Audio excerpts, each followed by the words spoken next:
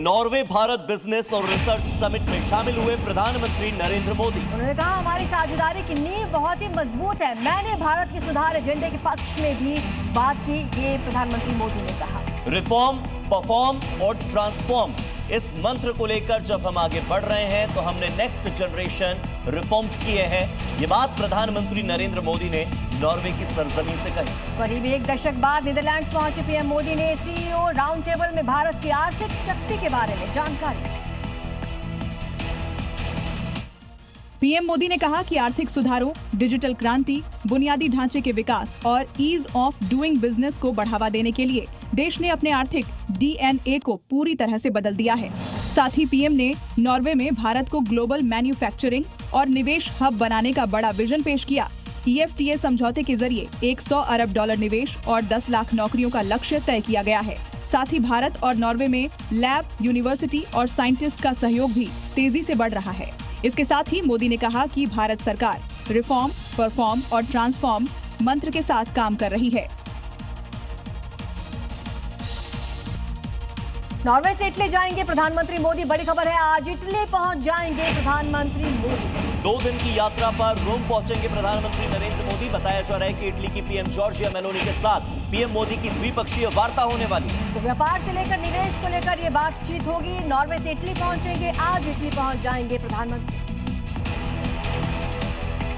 2023 में प्रधानमंत्री मेलोनी ने भारत का दौरा किया था और पीएम मोदी की इटली आने का निमंत्रण दिया था।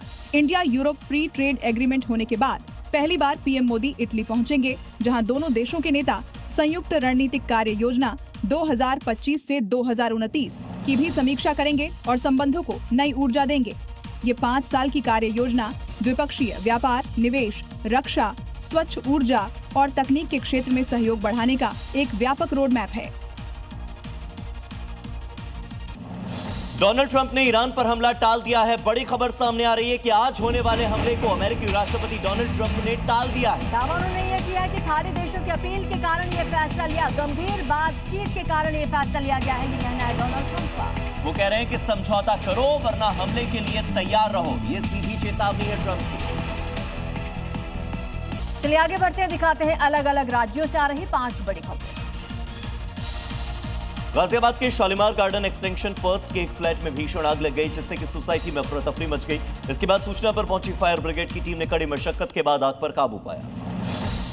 मध्य प्रदेश के सतना में राइस एंड ऑयल मिल में भीषण आग लग गई। देखते देखते आग ने पूरी मिल को अपनी चपेट में ले लिया। हादसे में एक मजदूर की मौत हो गई, जबकि 2 घायल हैं, जिन्हें अस्पताल में भर्ती करवाया गया।